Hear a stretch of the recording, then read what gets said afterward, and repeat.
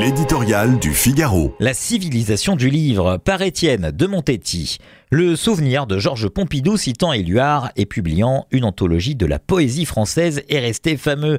Au-delà de la prouesse du normalien cultivé, le président savait qu'il s'adressait à une France formée par le livre et la lecture, celle passée entre les mains des hussards noirs et de leurs descendants avec leurs méthodes et ses fruits. Un demi-siècle plus tard, cette société s'éloigne. Le rapport du CNL est éloquent, signé de l'institution chargée de prendre le pouls de la société et de sa relation avec le livre et la lecture.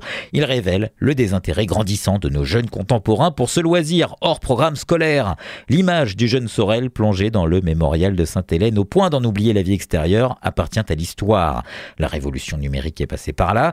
Hier, on pouvait observer l'effet de la télévision et de ses grands rendez-vous vespéraux sur les soirées lecture. Aujourd'hui, le mobile, la tablette, l'ordinateur, bref, les écrans règnent sans partage. Et soyons clairs, The Crown nuit gravement au roi Lear. L'éducation nationale a ses torts.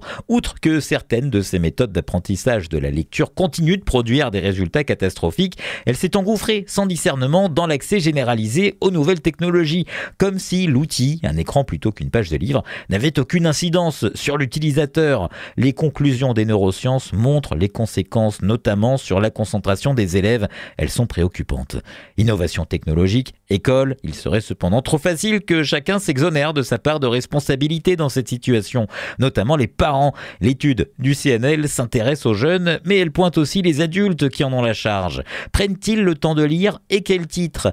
Un feel-good book ou un ouvrage plus exigeant, les rattachant à la littérature ou à l'histoire ? Apportent-ils des livres à la maison ? C'est simple, les enfants qui lisent sont souvent des enfants de lecteurs. Le maintien de la civilisation du livre est affaire de transmission.